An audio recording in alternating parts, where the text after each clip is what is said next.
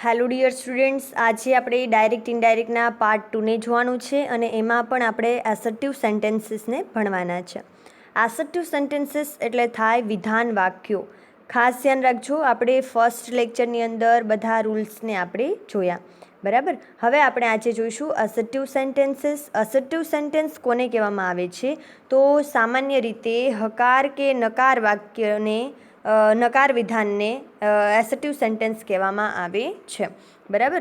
Means કે અહીંયા ધ્યાન રાખજો, સામાન્ય રીતે હકાર અથવા નકાર વાક્યને વિધાન વાક્ય કહેવાય. અસર્ટિવ સેન્ટેન્સીસ એટલે શું, પહેલાં એક આપણે જોઈ લઈએ. તો અસર્ટિવ સેન્ટેન્સીસ એટલે થાય વિધાન વાક્ય. શું થાય? વિધાન વાક્યો, બરાબર. પણ એસર્ટિવ સેન્ટેન્સ હોય તો શું થાય? વિધાન વાક્ય, બરાબર. સેન્ટેન્સીસ હોય તો વાક્યો થાય, સેન્ટેન્સ હોય તો વાક્ય થાય. અસર્ટિવ સેન્ટેન્સ અથવા તો એસર્ટિવ સેન્ટેન્સ તમે એને બોલી શકો છો. એસર્ટિવ સેન્ટેન્સ એટલે થશે વિધાન વાક્ય, બરાબર. સામાન્ય રીતે હકાર અથવા તો નકાર વાક્યને વિધાન વાક્ય કહેવામાં આવે છે. આગળના લેક્ચરમાં જે પણ આપણે કંઈ શીખી ગયા એનું એકવાર આપણે રિવિઝન કરી લઈએ. પહેલાં તો મેં તમને એ કહ્યું હતું કે કોઈ પણ એક્ઝામ્પલની અંદર આપણે પહેલાં એ જોવાનું કે બોલનાર કોણ છે, બરાબર. સાંભળનાર કોણ છે, સાથે આરએસની અંદર કયા ટેન્સનું આપણને વિધાન આપેલું છે. હવે આપણને બધાને ખબર છે કે બોલનાર એટલે થાય રિપોર્ટર. તો મિસ્ટર શાહ આપણા માટે શું છે? રિપોર્ટર છે. અહીંયા હીઝ વાઇફ એ લિસનર છે અને રિપોર્ટિંગ વર્બ તરીકે અહીંયા આપેલું છે સેડ ટુ, બરાબર. હવે આપણે કોઈ પણ વિધાનને ડાયરેક્ટમાંથી ઇનડાયરેક્ટમાં ચેન્જ કરીએ છીએ ત્યારે ખાસ ધ્યાન રાખવાનું છે કે પહેલાં આપણે પ્રોનાઉનની અંદર ફેરફાર કરીશું. શેમાં ફેરફાર થશે? પ્રોનાઉનની અંદર. એમાં મેં તમને 3 નિયમો લખાવ્યા હતા, તમને યાદ હશે 3 નિયમો, અને ના યાદ હોય તો કમ્પલસરી એ યાદ રાખવા પડશે, બરાબર છે. હવે આપણે જોઈએ પાર્ટ ઓફ સ્પીચ આરએસની અંદર કઈ રીતના ફેરફાર થશે. તો પહેલો ફેરફાર કોના આધારે થશે? તો ખાસ ધ્યાન રાખજો, પહેલો ફેરફાર થશે પ્રોનાઉનમાં. તો પ્રોનાઉનમાં ફેરફારમાં મેં તમને 3 નિયમ લખાવ્યા છે. એમાં પહેલો નિયમ એવો છે કે જ્યારે ફર્સ્ટ પર્સનનું પ્રોનાઉન આપેલું હોય, ખાસ ધ્યાન રાખજો, ફર્સ્ટ પર્સન એટલે તમને ખબર હોવું જોઈએ આઈ, વી, બરાબર. આ બધા ફર્સ્ટ પર્સન છે. તો આઈ અને વી આ ફર્સ્ટ પર્સન જ્યારે આપણને આપેલા હોય આરએસની અંદર ત્યારે ફેરફાર બોલનાર પ્રમાણે થશે. નિયમ નંબર 2, જ્યારે આરએસના વિધાનની અંદર સેકન્ડ પર્સનનું પ્રોનાઉન આપેલું હોય તો ફેરફાર સાંભળનાર પ્રમાણે થાય, બરાબર. યુ આવું આપેલું હોય તો સાંભળનાર પ્રમાણે ફેરફાર થશે. સમજાય છે? એના પછી આવે છે થર્ડ પર્સન. તો થર્ડ પર્સનનું પ્રોનાઉન આપેલું હોય તો ખાસ ધ્યાન રાખી લેજો, લખવું હોય તો લખી નાખજો, જો ના લખેલું હોય તો, બરાબર. જ્યારે પણ આરએસના વિધાનમાં થર્ડ પર્સનનું સર્વનામ આપેલું હોય ત્યારે કોઈ ફેરફાર થતો નથી. ઓકે, તો આ થઈ ગયું આપણું પ્રોનાઉનમાં ફેરફાર. બીજો ફેરફાર આવે છે ટાઈમની અંદર. ટાઈમ મીન્સ કે ટેન્સની અંદર. ખાસ ધ્યાન રાખજો, પહેલાં તમારે ઓળખવાનું છે કે આ વિધાન કયા કાળનું છે. હવે મેં તમને એ પણ શીખવાડ્યું હતું કે આપણે 5 કાળની અંદર ફેરફાર શીખ્યા હતા. 5 કાળ કયા? તો જ્યારે સાદો વર્તમાન કાળ હોય એટલે કે મૂળ રૂપ અથવા તો એસ કે ઈએસ વાળું રૂપ હોય તો એનું શું કરી નાખવાનું છે? V2 રૂપ કરવાનું છે. ખાલી એમિઝાર આપેલું હોય એની સાથે આઈએનજી ન આપેલું હોય, બોલું છું એમાં ખાસ ધ્યાન રાખજો, ત્યારે એ સાદો વર્તમાન કાળ હશે, બરાબર. For example I am a teacher, તો એ સાદો વર્તમાન કાળ છે. સમજાય છે? હવે આપણે જોઈશું કે કાળની અંદર કઈ રીતના ફેરફાર થશે. તો યાદ રાખવાનું છે, મૂળ રૂપ આપેલું હોય અથવા તો એસ કે ઈએસ વાળું રૂપ હોય ક્રિયાપદનું તો એ સાદો વર્તમાન કાળ છે. તો એનું શું કરી નાખશું?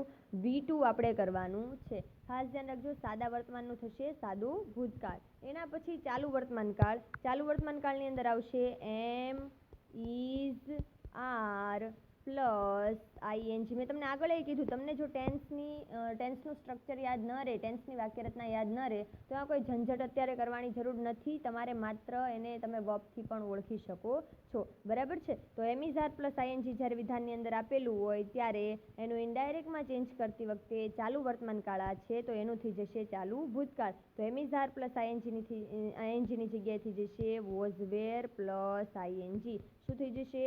વોઝ વેર પ્લસ આઈએનજી થઈ જશે. એના પછી પૂર્ણ વર્તમાન કાળ તો હેવ ઓબ્લિક હેઝ, એટલે હેવ અથવા તો હેઝમાંથી કોઈ પણ એક પ્લસ હશે V3. યાદ રાખજો, હેવ હેઝ પ્લસ V3 હોય તો એનું ઇનડાયરેક્ટમાં ચેન્જ કરતી વખતે હેડ પ્લસ V3 થશે. ઓકે, એના પછી આવે છે સાદો ભૂતકાળ એટલે ક્રિયાપદનું V2 રૂપ, બરાબર. હવે ખાસ ધ્યાન રાખજો, ઈડી વાળું રૂપને V2 રૂપ ન કહેવાય. કેચ હોય તો કોટ થાય, એમાં ક્યાંય ઈડી લાગતું નથી. આના માટે તમને ક્રિયાપદના રૂપો આવડવા ખૂબ જરૂરી છે. તો જ્યારે પણ સાદો ભૂતકાળ હોય, ક્રિયાપદનું V2 રૂપ હોય, ત્યારે એનું શું થશે? સાદા ભૂતકાળનું પણ પૂર્ણ ભૂતકાળ થશે. એટલે એનું પણ થશે હેડ પ્લસ V3. એના પછી તમને ચાલુ ભૂતકાળ આપેલું હોય, એટલે કે વોઝ વેર પ્લસ ING આપેલું હોય, ખાસ ધ્યાન રાખજો, વોઝ વેર પ્લસ ING. તો ચાલુ ભૂતકાળનું થાય ચાલુ પૂર્ણ ભૂતકાળ, એટલે કે હેડ બીન પ્લસ ING. હવે તમને અહીંયા એક આઈડિયા આવતો હશે કે જ્યાં પણ ING આવે છે ને ડાયરેક્ટ સ્પીચની અંદર, એનું ઇનડાયરેક્ટમાં ING જ થાય. તમે જોઈ લેજો, જ્યાં પણ ING આવે છે તેનું ઇનડાયરેક્ટ સ્પીચમાં ING જ રહે, ખાલી આગળના ક્રિયાપદમાં ફેરફાર થશે. બરાબર? કે જે ING વાળું રૂપ છે એની આગળનું જે ક્રિયાપદ આપણને આપેલું છે એની અંદર ફેરફાર થશે. મીન્સ કે સહાયકારક ક્રિયાપદ જેને હેલ્પિંગ વર્બ આપેલું છે એની અંદર ફેરફાર થશે. હેલ્પિંગ વર્બ પ્લસ વર્બ આપેલું હોય, બરાબર આપણને, તો ક્યાં ફેરફાર થશે? આમાં સહાયકારક ક્રિયાપદની અંદર થશે.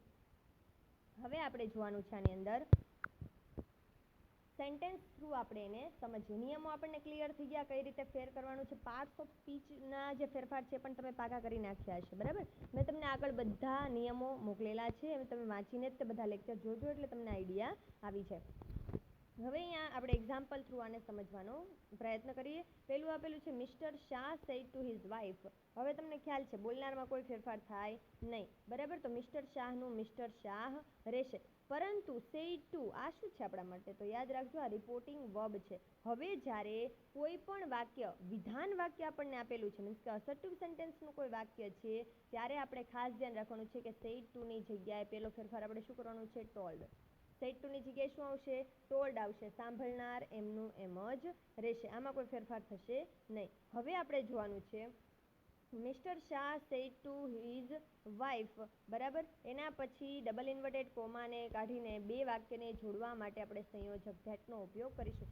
યાદ રાખજો, અસર્ટિવ સેન્ટેન્સ જ્યારે આપેલું હોય ત્યારે પહેલો ફેરફાર આવે સેડ ટુની જગ્યાએ ટોલ્ડ. પણ આમાં પણ યાદ રાખવાનું છે, જો સેડ ખાલી આપેલું હોય, એના પછી સાંભળનાર ન આપેલું હોય તો ટોલ્ડ થશે નહીં. યાદ રાખજો, બોલનાર અને સાંભળનાર બંને આપેલા હોય તો જ તે સેડ ટુની જગ્યાએ ટોલ્ડ થશે, બાકી સેડનું સેડ જ રહેશે. સાંભળનાર એમનો એમ, સંયોજક તરીકે ધેટ આવશે. હવે આપણે જોવાનું છે કે આ વિધાન શેનું છે? તો અહીંયા તમને ખબર પડી જશે, અહીંયા સહાયકારક ક્રિયાપદ આપણને આપેલું છે, તો ફેરફાર કેવી રીતના આપણને કરવાનો છે એ આપણને ખ્યાલ છે. હવે આપણે જોઈએ આરએસના વિધાનમાં અહીંયા કોનું સર્વનામ આપેલું છે? તો તમને ખબર છે ફર્સ્ટ પર્સનનું સર્વનામ છે, આઈ અને વીમાંથી આઈ છે. બરાબર? તો ખાસ ધ્યાન રાખજો, ફર્સ્ટ પર્સનનું જ્યારે સર્વનામ આપેલું હોય આરએસની અંદર, ત્યારે બોલનાર પ્રમાણે ફેરફાર થાય. કોના આધારે ફેરફાર થાય? બોલનાર પ્રમાણે ફેરફાર થાય. તો બોલનાર કોણ છે? અહીંયા મિસ્ટર શાહ છે, તો શું આવશે? હી. તો શું બને? Mister Shah told his wife that he can not આપેલું છે, કેન હોય તો કુડ થાય, તો કેન નોટ હોય તો શું થઈ જાય? Could not. બરાબર? He could not. અ કંપનીનો મિનિંગ થાય સાથ આપવો. બરાબર? તો શું થઈ જશે? He could not a company. હવે યાદ રાખવાનું છે, જ્યારે કોઈ બીજા પુરુષનું સર્વનામ આપેલું હોય તો સાંભળનાર પ્રમાણે ફેરફાર થાય. તો સાંભળનાર અહીંયા કોણ છે? His wife. બરાબર? તો એના માટે શીના બદલે શું વપરાશે? અહીંયા હર. બરાબર? તો he could not accompany her two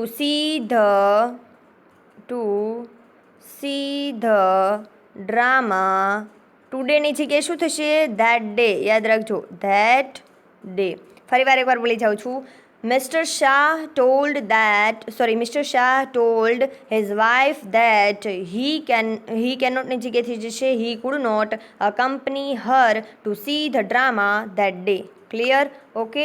હવે આપણે જોઈશું એનું બીજું એક્ઝામ્પલ. ન સમજાય તો આ વિધાનને ફરીવાર એકવાર સમજો એટલે તમને ખ્યાલ આવશે. વિડીયોને પોઝ કરીને એકવાર આની જેવું કોઈ એક્ઝામ્પલ હોય એને સોલ્વ કરો એટલે તમને આઈડિયા આવશે. માનો કે મેં તમને આજે અસર્ટિવ સેન્ટેન્સના વિધાન કરાવ્યા છે, તો તમારે એના વિધાન બીજા જે આપેલા છે એને સોલ્વ કરવાના, એટલે તમને ખ્યાલ આવી જશે.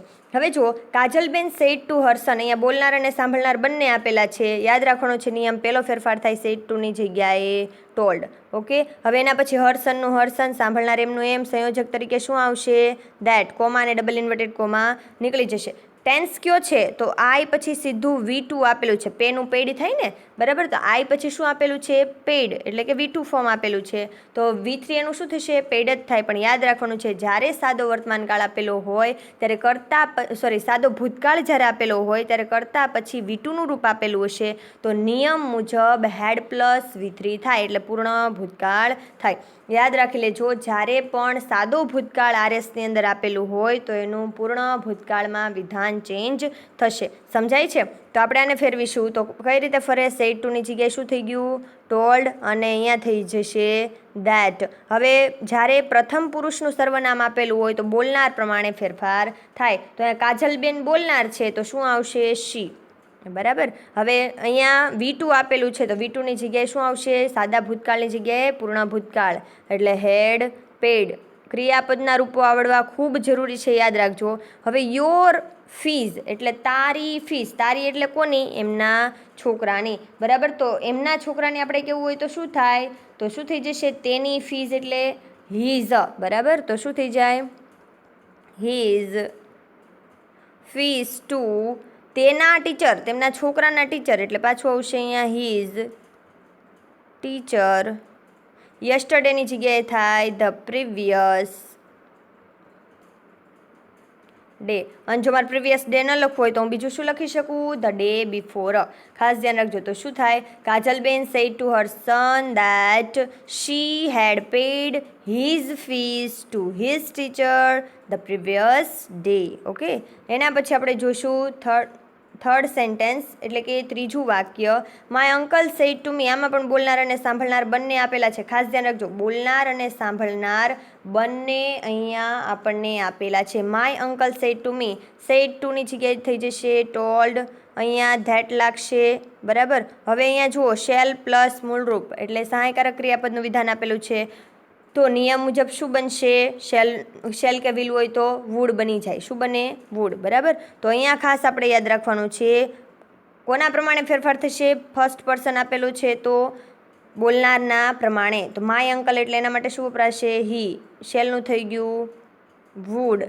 એના પછી ક્રિયાપદનું મૂળરૂપ, સહાયકારક ક્રિયાપદનો નિયમ છે, એના પછી ક્રિયાપદનું મૂળરૂપ જ આવે. યુ અહીંયા આપેલું છે, યુ એટલે તને, બરાબર, એવું કીધેલું છે. તો કોને અહીંયા આવશે, યુની જગ્યાએ શું થઈ જશે, અહીંયા મી, બરાબર. 50 રૂપીઝ ટુમોરો આપેલું છે તો યાદ રાખજો શું થઈ જશે, ધ નેક્સ્ટ ડે. શું થાય, ધ નેક્સ્ટ ડે. આખું બોલી જાઉં છું, અહીંયા તમને કદાચ ન વંચાય તો, બરાબર. My uncle told me that he શેલની જગ્યાએ થઈ જશે હી વુડ ગીવ. પછી યાદ રાખજો, યુની જગ્યાએ શું થઈ જશે, મી, કારણ કે મને આપવાની વાત છે, બરાબર. 50 રૂપીઝ ટુમોરોની જગ્યાએથી જાય ધ નેક્સ્ટ ડે. આ આપણા 3 સેન્ટેન્સ થઈ ગયા. બાકીના સેન્ટેન્સને આપણે સમજીએ. જો હવે રાજેશભાઈ સેડ આપેલું છે પણ સાંભળનાર આપેલો નથી, તો ક્યાંય કન્ફ્યુઝ થવાનું નથી આપેલું સાંભળનાર, કંઈ વાંધો નહીં. રાજેશભાઈ સેડ પછી સીધું શું લખી નાખવાનું, ધેટ. જેટલું નહીં આપેલું એટલું આપણે સરળ બનશે, બરાબર. આપેલું હોય તો લખવાનું, ન આપેલું હોય તો ચિંતા કરવાની નહીં. રાજેશભાઈ બોલનાર છે, સાંભળનાર નથી. જ્યારે બોલનાર આપેલું હોય, સાંભળનાર ન આપેલું હોય તો સેડ જ આપણે રહેવા દેવાનું છે. Said that Mahesh has come here. યાદ રાખજો, હવે અહીંયા એક નિયમ તમારે યાદ રાખવાનો છે કે જ્યારે બોલનાર, યાદ રાખજો, બોલનાર પોતાના આવવાની વાત કરે, બોલનાર કોની આવવાની વાત કરે, પોતાના આવવાની વાત કરે તો કમનું કમ જ રહે. પણ બોલનાર અન્યના અથવા તો સાંભળનારના આવવાની વાત કરે તો કમનું શું થઈ જશે, ગો થઈ જશે, બરાબર.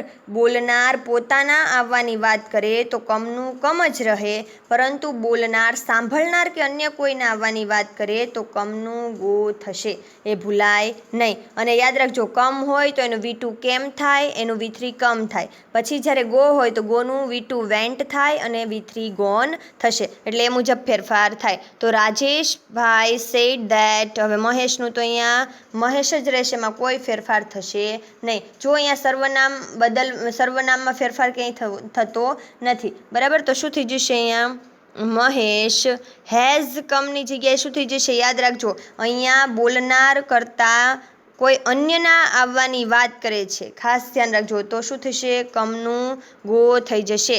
તો ગો હોય તો હેઝ પ્લસ ગો કદાચ તમને આપેલું હોય તો શું થાય, એનું હેઝ પ્લસ ગોની જગ્યાએ હેડ પ્લસ ગોન થશે. આઈડી આવે છે કે નથી આવતો? બરાબર. તો શું થાય અહીંયા Rajeshbhai said that Mahesh has આપેલું એને હેડ જ કરી નાખવાનું. બરાબર. હવે અહીંયા કમનું આપણે કમ કેમ નથી રાખતા ખાસ ધ્યાન રાખજો, કારણ કે રાજેશભાઈ પોતાના આવવાની વાત નથી કરતા, રાજેશભાઈ મહેશના આવવાની વાત કરે, એટલે કે અન્યના આવવાની વાત કરે છે. જ્યારે અન્યના આવવાની વાત કરે ત્યારે કમનું ગો થાય. બરાબર. નિયમ મુજબ ગોનું V3 ગોન થાય. બરાબર. માનો કે રાજેશભાઈ પોતાના આવવાની વાત કરીએ તો કમનું કમ જ રહે છે. બરાબર. તો અહીંયા શું થશે? રાજેશભાઈ said that Mahesh had gone હિયરનું નિયમ મુજબ શું થશે? ધેર. ઓકે, આ રીતના વિધાન બનશે. હિયરનું શું થઈ જાય? ધેર. એના પછી હિતેશ સેડ ટુ માયા, હિતેશે માયાને કહ્યું. બોલનાર સાંભળનાર બંને છે, કરી નાખો પેલો ફેરફાર, સેડ ટુની જગ્યાએ ટોલ્ડ. હવે ખાસ ધ્યાન રાખવાનું, સંયોજક તરીકે શું આવશે? ધેટ આવશે. બરાબર. હવે પેલો ફેરફાર ફર્સ્ટ પર્સન હોય તો કોના પ્રમાણે થાય? બોલનાર પ્રમાણે, એટલે શું થઈ જાય? હી. હવે તમને ખબર છે ડીડ નોટ એટલે એ સાદો ભૂતકાળ છે. સાદા ભૂતકાળનું શું થાય? પૂર્ણ ભૂતકાળ. ડીડ આપેલું હોય તો શું કરી નાખવાનું છે? હેડ કરવાનું છે. શું કરીશું આપણે?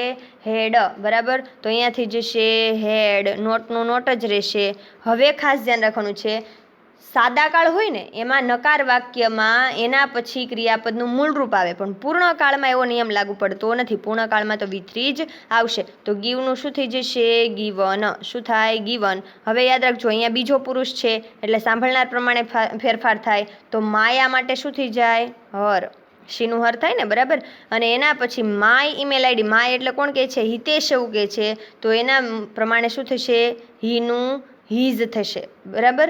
અહીંયા સંબંધક વિભક્તિ છે, ખાસ ધ્યાન રાખજો. માય ઈમેલ આઈડી, પણ હિતેશના માટે આપણે કહીએ છીએ તેનું ઈમેલ આઈડી, તો આપણે શું કહેવું પડશે? His email ID. ઓકે, ફરીવાર એકવાર બોલું છું. જુઓ, હિતેશ બોલનાર છે, માયા સાંભળનાર છે. બોલનાર અને સાંભળનાર બંને આપેલા હોય તો સેડ ટુની જગ્યાએ શું મૂકવાનું છે? નિયમ મુજબ ટોલ્ડ. બરાબર. બે વાક્યને જોડવા માટે શેનો ઉપયોગ કરીશું? અસર્ટિવ સેન્ટેન્સ છે એટલે ધેટનો ઉપયોગ કરીશું. પહેલો ફેરફાર કોના આધારે થાય? તો બોલનાર પ્રમાણે થાય. પહેલો ફેરફાર એમની યાદ રાખવાનું. જ્યારે ફર્સ્ટ પર્સનનું પ્રોનાઉન આપેલું હોય તો પહેલો ફેરફાર જે છે બોલનાર પ્રમાણે થાય. ડીડ આપેલું છે તો ડીડનું શું થશે? હેડ થાય. યાદ રાખજો, જ્યારે સાદા કાળ હોય ત્યારે નકાર કરતી વખતે નોટ પછી ક્રિયાપદનું મૂળ રૂપ આવે, પણ જ્યારે પૂર્ણકાળ આપેલા હોય ત્યારે નોટ પછી V3 જ આવશે. હવે યુ એટલે કઈ વિભક્તિ થઈ? કયો સર્વનામ થશે? તો યાદ રાખજો બીજા પુરુષનું સર્વનામ થશે. તો બીજા પુરુષનું સર્વનામ હોય તો ફેરફાર કોના આધારે થાય? સાંભળનાર પ્રમાણે થાય. બરાબર. હવે અહીંયા ગીવ યુ કીધેલું છે એની જગ્યાએ આપણે શું કરવાનું છે? તેણીને એટલે હર. બરાબર. અને માય સંબંધક વિભક્તિ છે તો અહીંયા ખાસ ધ્યાન રાખજો, અહીંયા હિતેશ એવું કહે છે એટલે એના આધારે થશે હીઝ ઈમેલ આઈડી. બરાબર. આપણે જે છે એ હિતેશના અનુસંધાને આપણે એ મૂકવાનું રહેશે સંબંધક વિભક્તિ. સમજાય છે? એના પછીનું વિધાન શી સેડ. હવે અહીંયા જો સાંભળનાર આપેલું નથી તો કોઈ ટેન્શન લેવાનું નહીં. She said that I will help her. હવે આ વિધાન પણ સહાયકારક ક્રિયાપદનું છે તો ખાસ ધ્યાન રાખજો, અહીંયા આઈ એટલે ફેરફાર કોના આધારે થશે? તો અહીંયા ખાસ ધ્યાન રાખજો પહેલા પુરુષનું સર્વનામ છે, ફર્સ્ટ પર્સનનું સર્વનામ છે, ફેરફાર બોલનાર પ્રમાણે થાય. તો શી વિલનો નિયમ મુજબ થઈ જશે વુડ. ક્રિયાપદનું મૂળ રૂપ જ રહેશે સહાયકારક ક્રિયાપદ પછી, અને અહીંયા ત્રીજા પુરુષનું સર્વનામ આપેલું હોવાથી હરનું હર જ રહેશે. બરાબર. સોરી, અહીંયા ભૂલમાં થઈ ગયું છે એટલે આ કોઈ કરતા નહીં. બરાબર. તો શું થશે? જુઓ, she said that she would help her. બરાબર. તો એમનું એમ જ રહેશે. હવે last example, Maya said. Maya said અહીંયા પણ સાંભળનાર નથી તો આપણે યાદ રાખવાનું છે, સીધું મૂકી દેવાનું છે ધેટ. શું મૂકી દઈશું? That. I don't like your nature તારા. હવે ખાસ ધ્યાન રાખજો, સોરી અહીંયા આપણે એક ભૂલ કરી ગયા. પહેલાં આખું વિધાન આપણે સમજવું પડશે. જો Maya said I don't like your nature તારા એટલે અહીં સાંભળનાર આપેલ છે. બરાબર. બોલનાર અને સાંભળનાર બંને આપેલા છે તો આપણે વાક્ય કઈ રીતે બનશે? તો અહીંયા ધ્યાન રાખજો, વાક્ય આ રીતે બને, માયા ટોલ્ડ તારા ધેટ. હવે જો ફર્સ્ટ પર્સનનું પ્રોનાઉન છે, બોલનાર પ્રમાણે ફેરફાર થશે શી. હવે ડોન્ટ, ડુ નોટ જેને આપણે કહીએ છીએ. બરાબર. અથવા તો ડોન્ટ આપણે કહીએ છીએ એ કયા કાળની અંદર આવે છે? તો સાદા વર્તમાન કાળની અંદર આવે છે. તો ડોન્ટ આપેલું હોય તો એનું શું થાય? ડીડ નોટ થાય. મીન્સ કે ડુ નોટનું શું થાય? Did not. બરાબર. તો અહીંયા શું થઈ જશે? She did not. યાદ રાખજો ડીડ નોટ હવે આપણને ખબર છે સાદા કાળનું નકાર હોય એટલે ક્રિયાપદનું મૂળ રૂપ જ એમનું એમ જ રહેશે. લાઈક યોર નેચર તારા. યોર એટલે કોનો નેચર? તો તારાનો નેચર. તો એની જગ્યાએ શું થઈ જશે? હર નેચર. ઓકે, તો શું થાય વિધાન? Maya told Tara that she did not like her nature. આવી રીતના વિધાન બનશે. ફરી એકવાર આપણે રિવિઝન કરી દઈએ કે એસર્ટિવ સેન્ટેન્સ એટલે કે વિધાન વાક્ય થાય. સામાન્ય રીતે વિધાન વાક્યની ઓળખ કઈ રીતે થાય? તો હકાર અને નકાર વાક્ય. હવે આમાં તમને એમ થશે કે મેડમ આમાં તો તમે એક એક વિધાન કરાવો છો એટલે અમને આઈડિયા આવી જાય, પણ જ્યારે ડાયલોગ આપેલા હોય ત્યારે અમારે કઈ રીતે આઈડેન્ટિફાઈ કરવું? તો ખાસ ધ્યાન રાખજો, ડાયલોગની અંદર આપણને ખ્યાલ હોવો જોઈએ કે બધા વિધાન આની અંદર તો મિક્સ જેની અંદર આપેલા હશે, બરાબર? તો આપણે ઓળખવાનું કઈ રીતે? તો આપણને તરત ખ્યાલ આવી જવો જોઈએ કે વિધાન વાક્ય હશે તો એ હકાર અને નકાર વાક્ય હશે, બરાબર? કર્તા, ક્રિયાપદ, કર્મ આવી વાક્ય રચનાને ફોલો કરતું હશે. પરંતુ જ્યારે આજ્ઞાર્થ વાક્ય હશે ત્યારે વાક્યની શરૂઆત ક્રિયાપદથી થયેલી હશે. એક્સક્લેમેટરી સેન્ટેન્સ એટલે કે ઉદ્ગાર વાક્ય હશે ત્યારે વોટ અને હાવથી થયેલ હશે, બરાબર? એના પછી આપણને ખબર છે ઇન્ટ્રોગેટિવ સેન્ટેન્સ. તો ઇન્ટ્રોગેટિવ સેન્ટેન્સની અંદર પણ WHથી અથવા તો નોન WHથી વાક્યની શરૂઆત થયેલી હશે. ઓપ્ટેટિવ સેન્ટેન્સ હશે અથવા તો લેટ્સથી શરૂ થતા વિધાન કોઈ પણ હશે તો આપણને ખ્યાલ આવી જશે. જેમ જેમ તમે આગળ ભણશો ને એમ તમને આઈડિયા આવી જશે. પછી તમે તરત જ તે ડાયલોગમાંથી પણ આઈડેન્ટિફાઈ કરી શકશો કે આ એસર્ટિવ સેન્ટેન્સનું વિધાન છે, આ ઇમ્પેરેટિવ સેન્ટેન્સનું વિધાન છે, આ ઇન્ટ્રોગેટિવ સેન્ટેન્સનું વિધાન છે, આ એક્સક્લેમેટરી સેન્ટેન્સનું વિધાન છે અથવા તો આ ઓપ્ટેટિવ સેન્ટેન્સનું વિધાન છે. માટે કોઈ પણ ચિંતા કરવી નહીં. જેટલું કરવામાં આવે છે એટલા વિધાનને તમે સોલ્વ કરતા રહેજો એટલે તમને આઈડિયા આવતો જશે, બરાબર છે? Thank you for watching this video.